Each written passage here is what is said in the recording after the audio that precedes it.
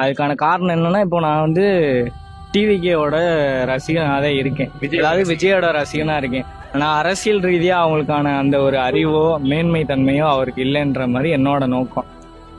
Maximum வந்து பாத்தீங்கன்னா, நான் ஓட்டு போடலாம் அப்படின்ற ஒரு ஐடியா இருந்தா வேணா சீமானுக்கு வேணா போடலாம். ஏன்னா எந்த சட்டமன்ற தொகுதி? நாங்க இங்க காரைக்குடி தான். ஏன் சீமானுக்கு ஓட்டு போடணும்னு நினைக்கிறீங்க?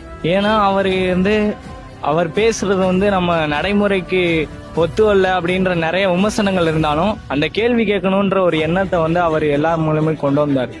அது கொஞ்சம் நல்லா ஒரு பாசிட்டிவா இருந்துச்சு. அவருக்கு போட்டா ஒரு மாற்றம் வரும்னு தோணுச்சு. இப்ப காரைக்குடி சட்டமன்ற தொகுதியில சீமான் நிற்க போறதா ஒரு செய்தி வருது. ஒருவேளை காரைக்குடி சட்டமன்ற தொகுதியில சீமான் போட்டியிட்டா உங்கள் வாக்கு அவருக்கு தான் இருக்கும்.